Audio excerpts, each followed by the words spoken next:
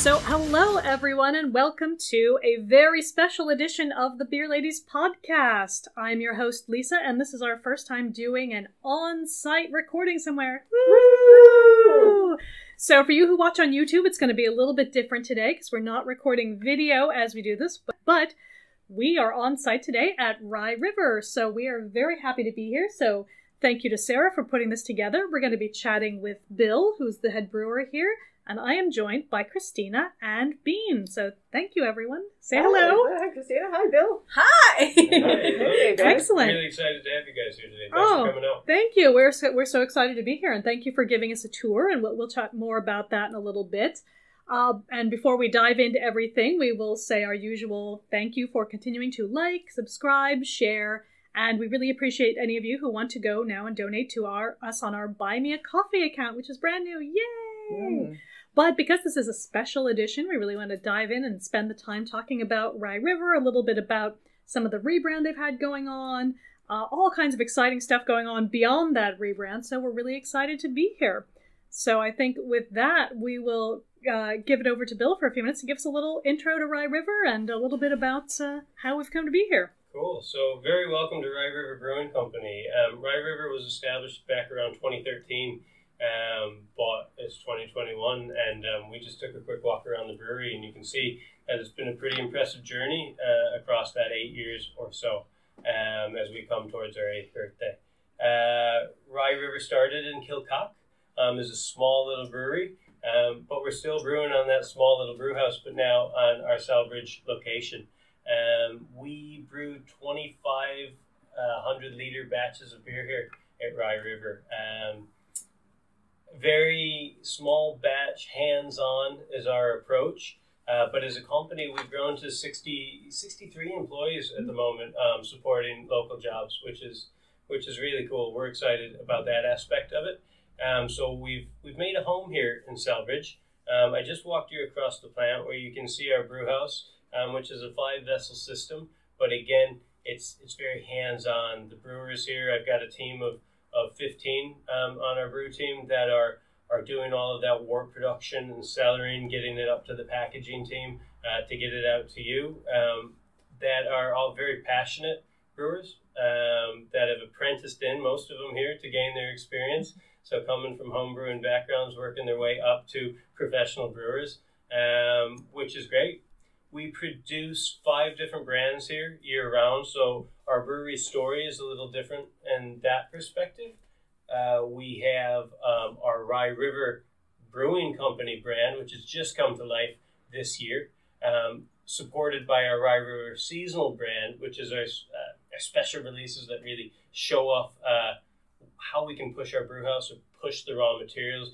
I've got 2 very special beers in that series to talk with you about today. We also then produce some own brands like the Crafty Brewing Company for Lidl, the Solas range, which you can find in Tesco, the Grafters range, which you can find in Dunn's, and all of these offering some very interesting beers across all beer styles, from wits, saisons to your IPAs, your stouts, your reds, your lagers, etc. Wonderful, thank you. And I can see Christina and Bean making all sorts of notes here. I know they have a lot of questions that were inspired from walking around the brewery, and we are going to be tasting some beer later as well. But I think first I'll go over to Christina, who looks like she's been making some notes for her first question. I have been making notes, and actually, Bill, I'm just going to start with how you got involved in beer and brewing, and what drew you to making beer. Yeah, great question. As a youth, let's just say, I found myself quite interested in the beers that were around me. I grew up myself in Holland, Michigan, and Michigan has a great craft brewing scene. So from too young of an age, let's just say I had the ability to enjoy some really great beers from breweries that were all right on our doorstep. And I was a bit of a traveling soul. And from the age of 17, I found myself starting my journey across the world, where I did a study abroad in Norway. And this would become the first of 7 countries that I would travel to, live, study, or work in. And that passion for trying local products when I traveled let me experience a lot of great beers around the world. And I've always been a big fan of support local. It's a big thing back in Michigan. Has been even ahead of the curve when this has kind of become a hashtag. So I've kind of always gone that way. When I got to Ireland 10 years ago, what does any American do but walk into the Guinness storehouse, and start sampling Guinness and learning a bit more about that story. It's such an iconic brand. I was with a friend from New Zealand, and he jokingly said when we left, "You should work there." And I was like, "It's not a bad idea." I went back the next day with a CV. They're like, "This isn't how this works." But a week later, let's just say I found myself working in their visitor experience, learning a bit more about what they did. Met some great people involved in the beer industry through that opportunity. I'm talking about beer. Next thing you know, I was brewing beer in my kitchen in plastic buckets, handing my recipes and my home brews out to brewers, at St. James's Gate and further afar. And next thing you know, I found an opportunity to come here to Rye River and apprentice in as an assistant brewer. And across my years here at the brewery, 5 or 6, whatever it may be at this point in time, I worked my way up to head brewer as we had some changes in the story, and now there's a great team. There's been some really interesting teams along the years, but there's a great team here right now that are taking the brewery in a different direction. Fantastic. Very, very interesting stuff. And I like, how you mentioned it's been this journey for yourself and for the company that obviously, we'll talk a little bit about the rebrand, but I think it's interesting just the number of brands, like you said, you're putting out. And I wonder, are there any special challenges that come with that? Or is it ever hard to keep straight what's what? Obviously, there's great record keeping we can attest to having seen, but... yeah, look, and taking it back to family, you love all your children, right? We have a lot of different beers that we're looking after here, but we take a very special approach to it. Just because one's going to fall in this range or that range, we don't take any different approach to the ingredients we're going to put into it, the care we're going to put into that recipe. We start each one from scratch. We start with a water profile and the grist and the hops, and then we bring that to life and we give it care and we look at it and we see if we can make it better with time, and we pay close attention to that. And it's about quality, it's about consistency. You probably hear me say that a few times as we touch on a few points today. But no, for me it's interesting. When I started here, we didn't have a Rye River Brewing Company brand. So we were brewing 4 brands at the time. And everybody's like, oh, the McGargles brewery, oh, the Crafty Brewery. But nobody really knew where that home was centered. And it's been a big part of the conversations since I took this role, being like, I'd really like to shift that back to everybody knowing that these beers that they're enjoying, where they come from, and putting our name out there. And so I think that's the big part of our next chapter. Very cool. Bean, you got some good notes here too. Yeah, I want to know a little bit more about these seasonals, please. Yeah, great. So the seasonals, we have just finished our 4th year of seasonals, I think. Yeah, I think so. Let me think back. But basically what we decided to do was push the brewing limits in our brewery and see what we could really explore with the seasonals. A lot of our beer is that kind of everyday beer that you can feel comfortable knowing that when you've got it in your fridge, you're going to enjoy it when you crack it. It's going to be enjoyable. It might challenge you a little, but it's not going to challenge you to the point that you're not sure if it's the right beer for you in the evening. The seasonals, they play in a different space. So we launched with the Belgian Imperial Stout as the first beer that we ever released in that range. A bit behind the seasonal curve at the time. Then followed by Miami J, which is the one beer that we've decided to bring back every year. Miami J is your classic kind of hazy IPA. For us, it's just a beer we've really put a lot of time and some innovative process behind, and we like seeing come back. And those processes that we pushed with a recipe like Miami J are starting to make their way into a few of our core beers, and that would be about different temperatures for different hop additions and things like that. What it's been this year, as it's grown into that 3rd or 4th year, is there's 5 seasonal releases. And I don't want to just fall into the hoppy beer, because you know it's going to sell. That's not fun for us as brewers.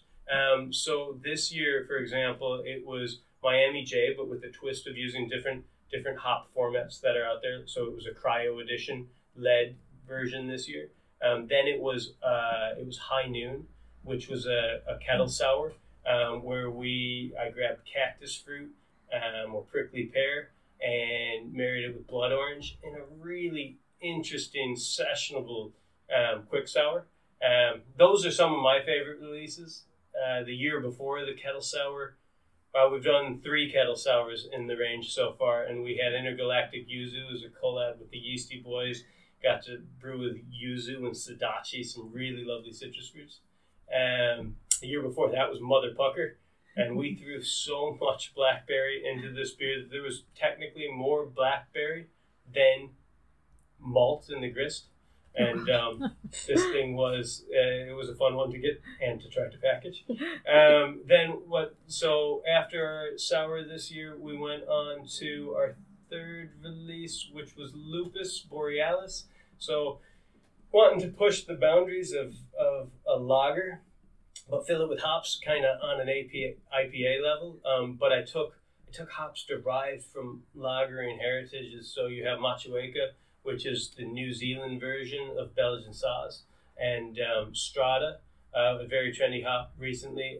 But in this case, it was born from an open pollination of pearl. So again, a lagering hop, and you brought those new exciting hops together, and they really shone on top of the canvas of a lager. I thought it was a great beer this summer. And then, really exciting, the last 2 releases of the year. One which is sitting in front of us, and I can't wait to pour out and get your opinions on. So it was actually the first beer we maybe brewed this year for our seasonal range, but it's only releasing now, and that is Embers. It's our Añejo barrel-aged wheat wine. So we do 1 barrel-aged release in a year, and it's a passion project. It really is. But I've enjoyed fine tequila at times in my life. Añejo is where you actually let the tequila enjoy its life in its barrel for 1 to 3 years, and you take really different notes. So I don't know how much anyone knows about tequila barrels, but they're ex-bourbon barrels. And then they get sent to Mexico. The harshest conditions, swings between hot and cold. When these barrels came to the brewery, I was like, I'm not sure they're even fit for furniture. But they still had that lovely bang of tequila and hints of bourbon in the background. And you're like, this is going to be great. We threw 1 ton of smoked wheat malt into our mash tun with some specialty malts to create basically like a Rausch beer or a Grodzisky dialed up to 11. And like the smoke was just singing out of this after its fermentation, 10% beer. And then we threw it into these Añejo barrels, which amazingly subdued that smoke into a very pleasant place. And now you're tasting the wood, and you're tasting the honey, the citrus of good tequila, that earthy note, alongside all of that. We should open this, shouldn't we? I think we should. We have to do it. For Let's science. do this. For science. Yes. So again, you'll take notice here. This is a different format for us. This is a 750 ml cork and cage product. It's the one we released this way during a year. It kind of comes out. This is your Christmas Day beer. You know what I mean? Yeah. This is your Stephen's Day, New Year's, special occasion. So in this case, look, this is a 10.5% beer that we're about to sample here today. I personally like to refrigerate the beer, but then take it out a half hour or so before I'm going to drink it, let it start to warm up. And then as you're drinking it, it's cold at first, but it'll open up. It'll open up as you enjoy it. We are just handing beers around. Oh, thank you. Lovely little samples.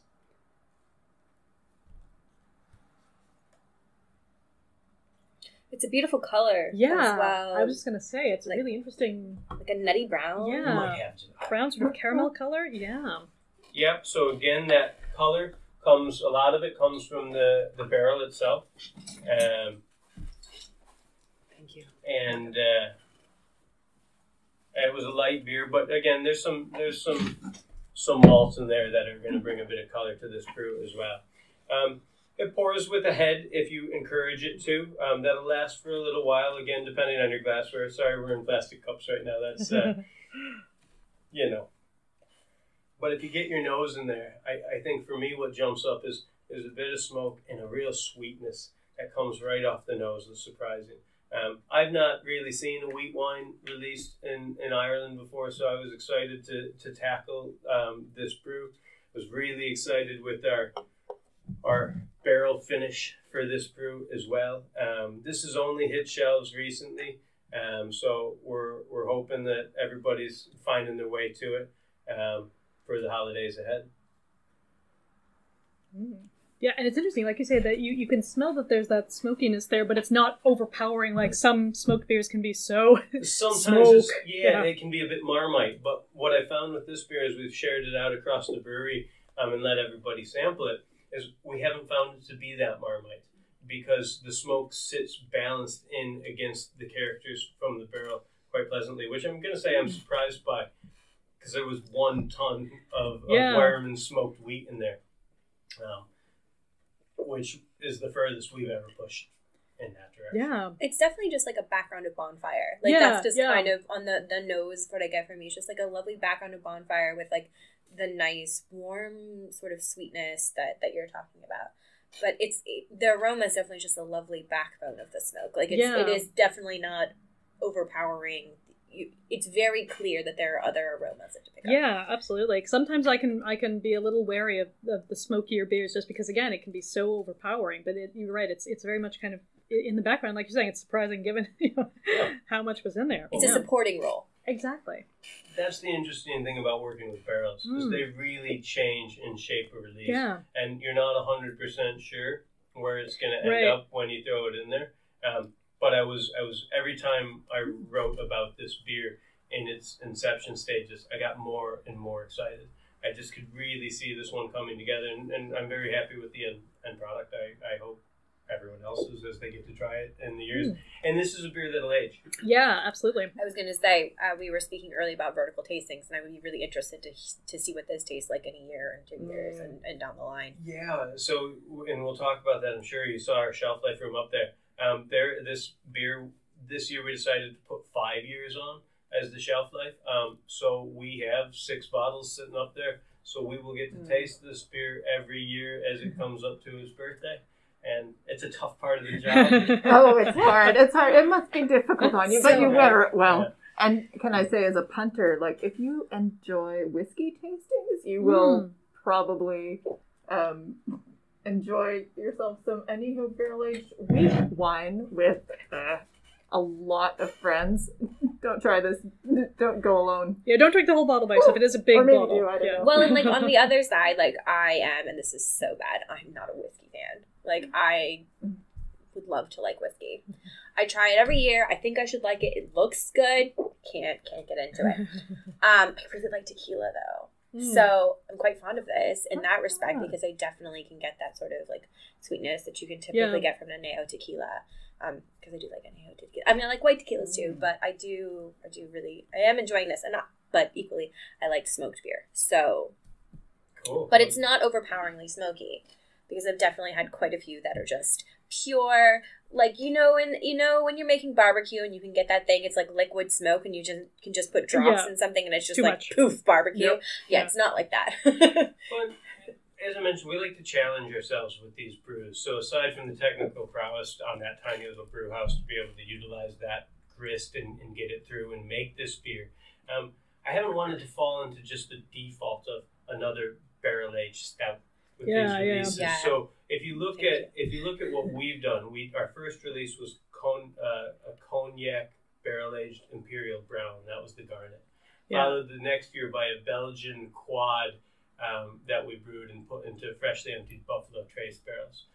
This is the third release, and at the moment we're taking over and in conversations about the barrels that we will select for next year's. What the heck is a buffalo aged barrel? Buffalo Trace. It's a nice bison, a kind bison. It was a great beer. We called it the Herd.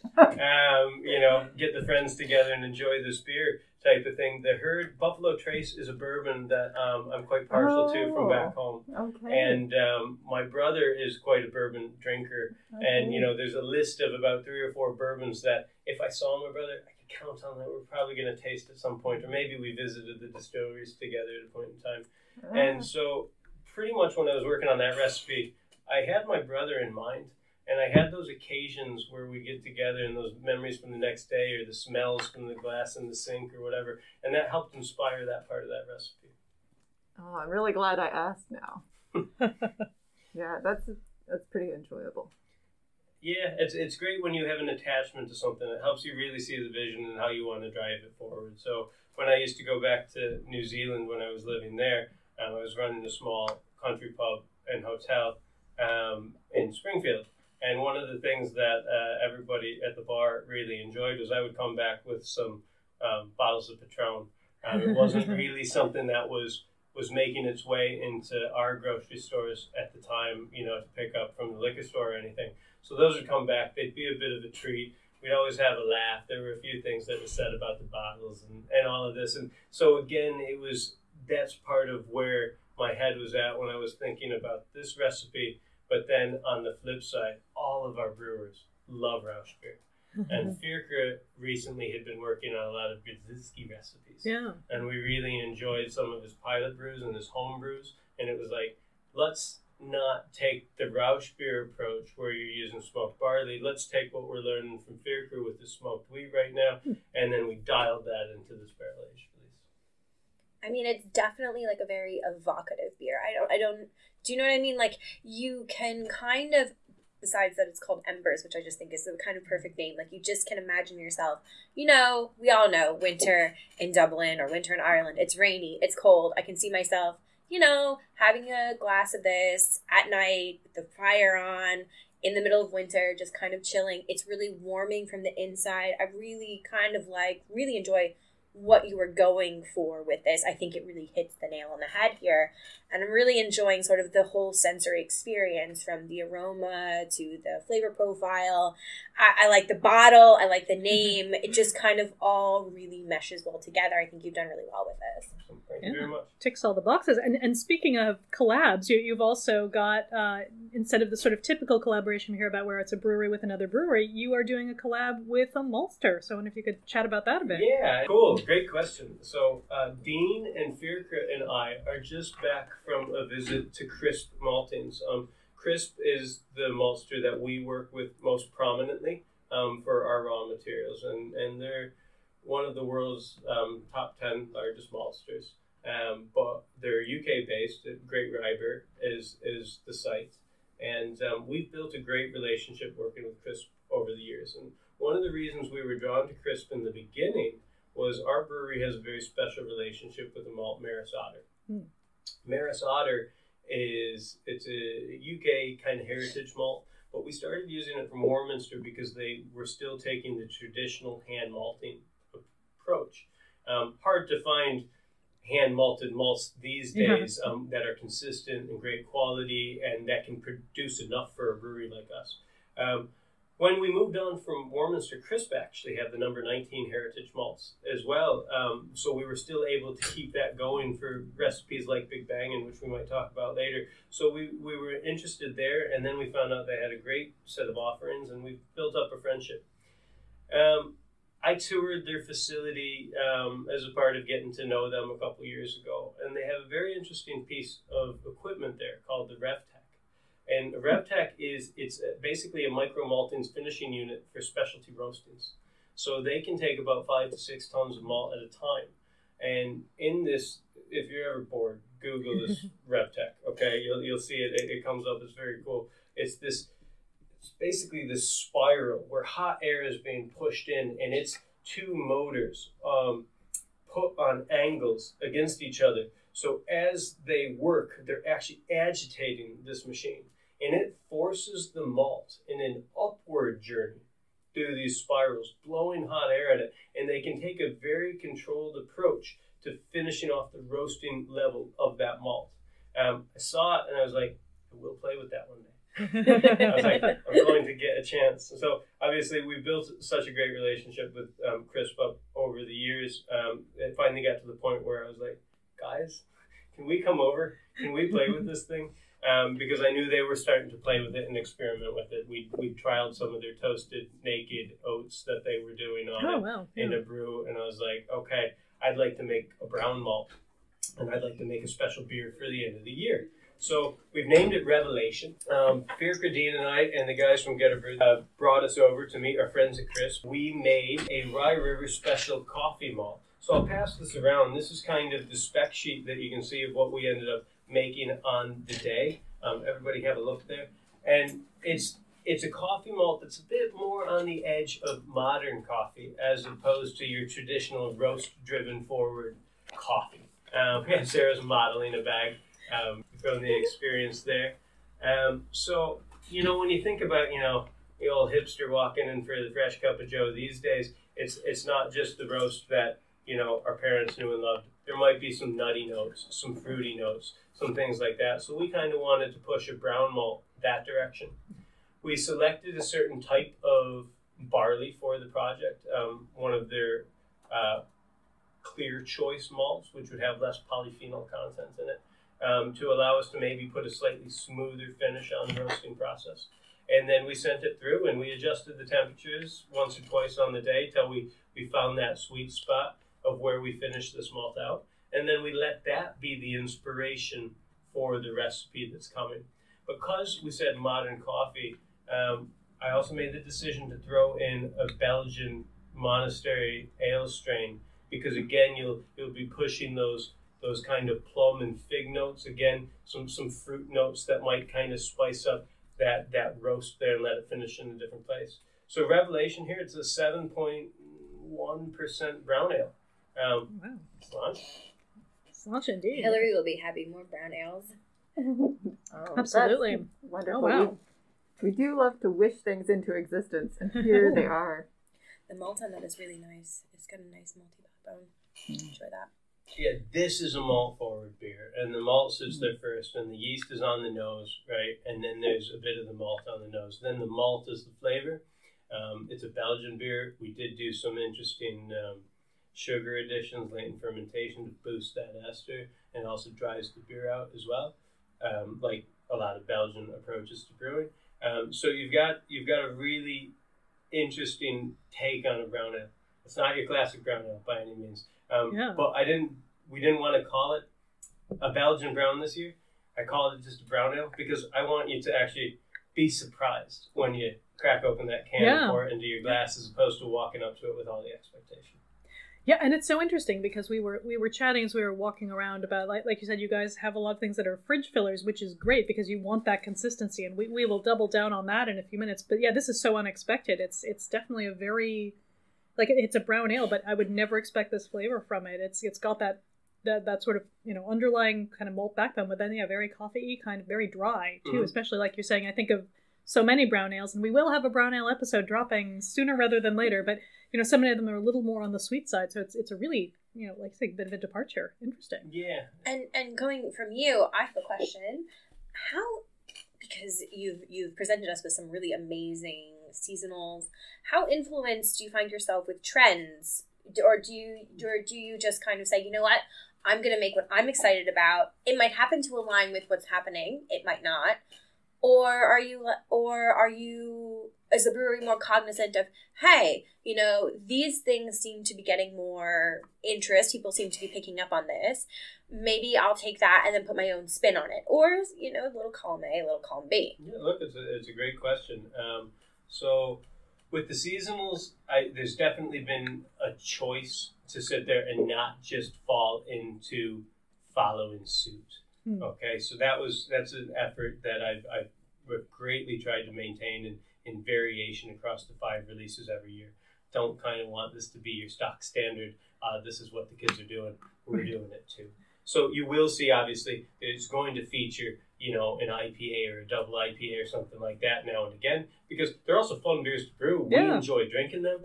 So by all means, that's going to be a part of it. But we didn't want to fall into that's going to sell, so that's all we're going to do. I like pushing this. You're right. A brown ale, a lot of people in the brewing community talk about them. We love them, but are they the things that fly off the shelf?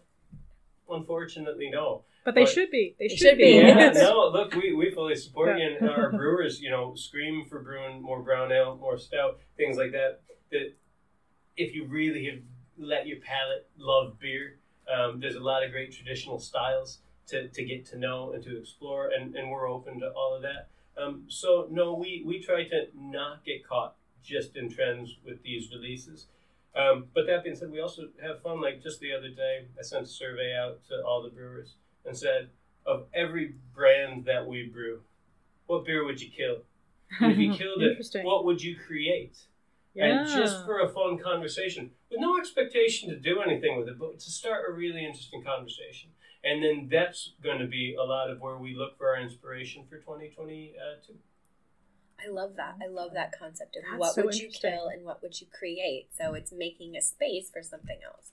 I think that's wonderful. And I think it's actually a really good segue to talk about your quality control process, which I have to say I was completely blown away. I think it is just absolutely amazing. I've never seen anything like it. So if you could give our listeners just kind of a brief overview of what you're willing to share about your quality control process. Yeah, great. So we've touched on a couple keywords there. You mentioned fridge fillers. You know what I mean? I think I was talking to one of our brewers the other day. He's one of the newer guys to the team, Kyle, and we were having an honest conversation. He was like, I try a lot of beers from different breweries, and sometimes I find that I struggle to finish the beer. And he's like, but I was thinking about our beers. He's like, I find them really quite drinkable. And I was like, yeah, and that's an interesting you touched on. We really want you to enjoy the beer enough that you want to come back to it, and that you're comfortable knowing that's a good one to have in my fridge. Because sometimes you might try that new one, it's generated a bit of hype, but you might not find yourself wanting to get quite to the bottom of the can. It's a challenge. Share it with a friend. So in that respect, that's a big part of our approach. And then we are now producing as a brewery near 35,000 or so, give or take, hectoliters this year. So to be doing that, quality and consistency are key. If you pick up that beer this month and you pick that beer up in 6 months, I want you to know that it's the beer that you enjoyed, and that's why you came back to it. Hopefully, though, you're picking it up every week. But on that front, so we've invested a lot into that. One of the things we're going to do in a minute, you can see you came on the right day, a Friday. Every Friday at Rye River, we take every beer that was packaged during the week, and we put it on a table. We pour out anywhere from 6 to 10 samples, and anyone who works in the brewery is welcome to walk by. And we have a very simple scoring sheet sitting on the table next to it, where we're asking you to grade the beer on aroma, taste, and aftertaste, each section, with a score of 1 to 5. Okay? And that score for that beer, it needs to average 4 or above to not be questioned and just be like, yep, things are sitting about right. It can be challenging because some people bring their perceptions of, well, I don't like that beer style to the table. And you've got to manage that too. But other people are coming to it and they're like, okay, I know this beer a little. Does that taste right? And all of that. And so we get through that, which is why we have, a pool of tasters that are random. And we're just making sure that at a glance, everything's okay. Then the rest of that case of beer gets set aside so that all the staff can grab 1 or 2 on their way out the door, take them home. And it also allows us to know that everybody has access to trying the different, 26 or 30 recipes we brew here during the year. So that just keeps everybody in the know. 2 cases get selected, though, with every run. Another case goes up into our shelf life room. And upstairs, we actually keep a case of every packaged product that we do during the year. So I can do vertical tastings through the year and see if 3 month, 6 month, 9 month, and 12-month beer taste the same or are aging gracefully. We can do, if we ever got a quality complaint, we can go straight there and say, okay, what's going on? Is this valid or not? Is this a concern? What's happened? We can go back through the brewing records as well because we keep all of that. So we can check the pH, the gravity. We can run a PCR test to see if there's an infection in the beer or anything that would be of any concern. And then we can respond very honestly back to the person. We also, at 12 months, at 15 months, and in this case, at 5 years with Embers, for example, we'll do an end of shelf life assessment on the beer as well and say, you know what? That beer does hold up to 12 months, which is why we have 12 months on our average products here, because we taste them and we're like, yep, for a 12-month age beer, that is in a good place. And so, again, just making sure that we're checking things over. And so it's like the NCT of beer. And for those not in Ireland, there's a national car test to make sure that everybody's complying with the emissions levels and safety and stuff like this. And so every year you get out a bunch of beer and just go through and smell it, or do you run it through the lab equipment, or like how do you test it? Yeah, cool. So we do it monthly in terms of doing the 12-month assessment. So it was only yesterday that I was doing a 12-month assessment where all the beers are lined up on the table. And what we also do, what we've started doing as well, is I do the sensory on all of those. We've also started doing random spot checks for a couple of them on pH, just as an assessment to make sure that maintained. That would be a big sign of something changing. And otherwise, if it's a vertical tasting, for example, I would get more involved than myself because that's about opinions. And everything. But in terms of the sign off for the 12 months, I'm happy to take that on myself.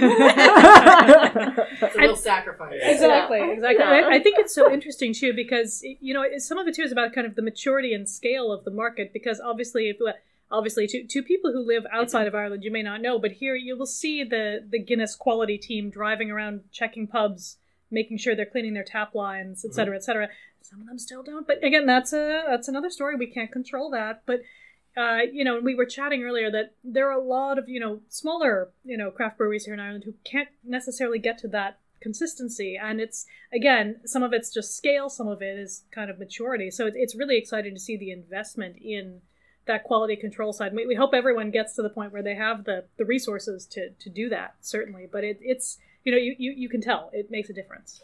Ireland's a really interesting country to live in because of the presence of Guinness and Diageo, and actually that care to draft tech that they brought forward has actually helped a lot of breweries to try to mimic that and mirror that. So we do as well. We do try to get out to our accounts and offer them the ability to aid them in keeping their lines in good nick and all of that, should they want that service and all of that.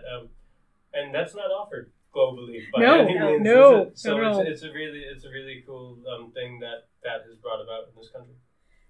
In the immortal words of Monty Python, now for something completely different. I'm going to go off on a bit of a tangent, and I'm going to ask you about, from a consumer's perspective or from someone who's, even passionate about craft beer, brewers are often front and center in the conversations about breweries.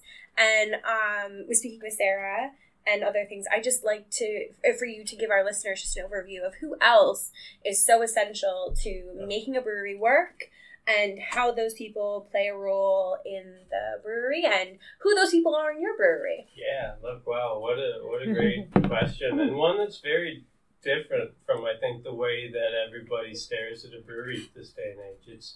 It's much bigger than just a couple people making beer. Yeah.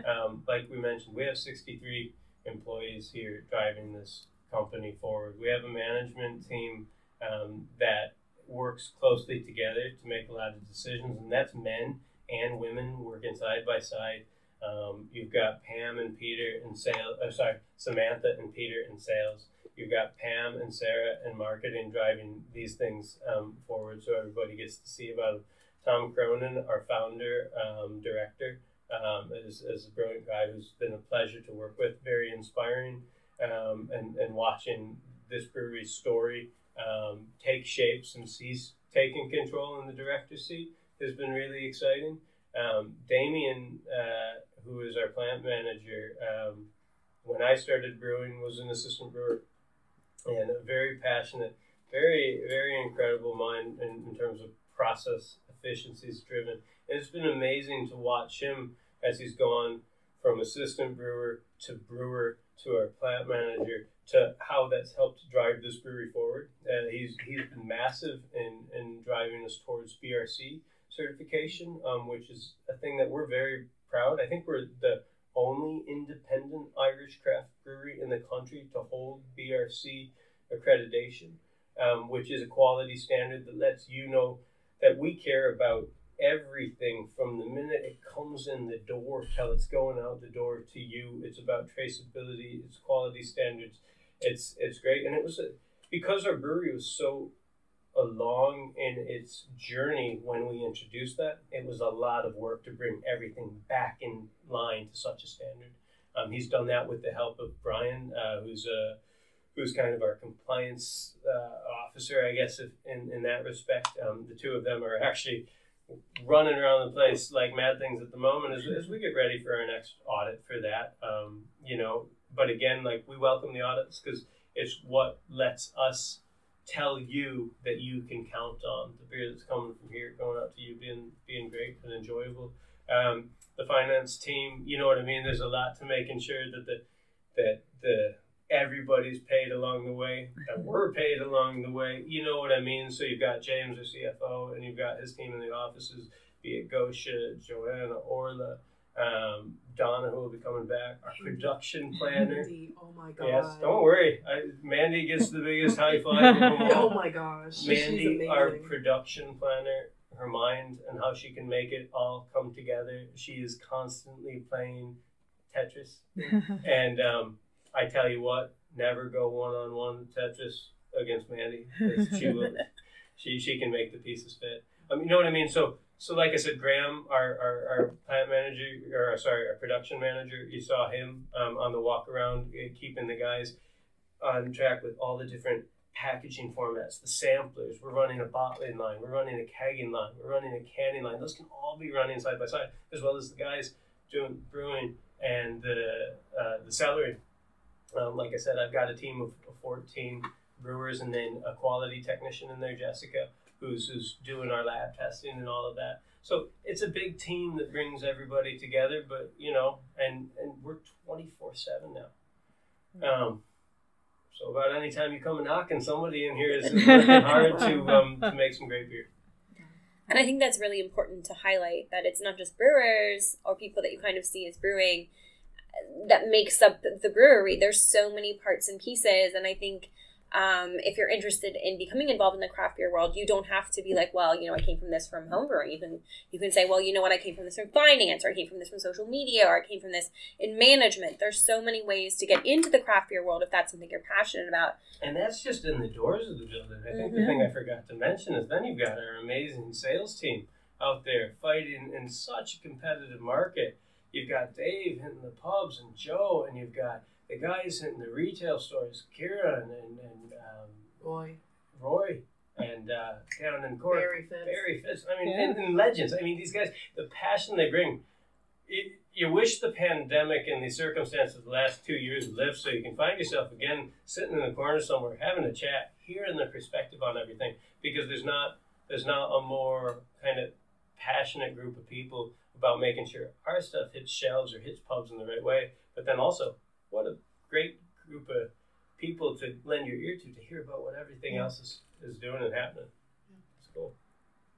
Yeah, absolutely. And I think related to that too, and we're going to wrap up soon, but I'm just really curious because I know you guys have been expanding and expanding. So how many people, and again, this is why it's related, does it take to figure out how do you get new tanks, and like what does something like that take? Because obviously that's happening. I hear a lot of laughter now, but just curious, because I feel like that must be a huge effort every time you're like, lads, we need space. What happens? It's true. You walked around the brewery and we've about crammed something into every corner, and when we moved here, we're like, this feels so good. We'll have space forever. And, we're a couple of years in the journey, and we're pushing things into the corners already, which is great. So we got 2 new tanks. Recently 200 works of fermentation, 200 hectoliters worth of fermentation vessels. So 2 100 hect tanks. It takes a lot. First, you go over the plans with, in this case, Blackwater, who have done a lot of our designing and manufacturing of tanks in the last couple of years. We work closely with them. We approve the plans. They come up. They look at the site. We're like, okay, we can lift that with a crane there. We do all of this, and it's a fun day to watch. You know, it's like it's the biggest Christmas present we've ever gotten. And these things get erected, and then there's all the installation, the plumbing to make them work. There's the sign-offs right now. Those 2 tanks that you just saw, they both got their first brew in it, so that's very exciting for us. They work. They're not springing leaks. But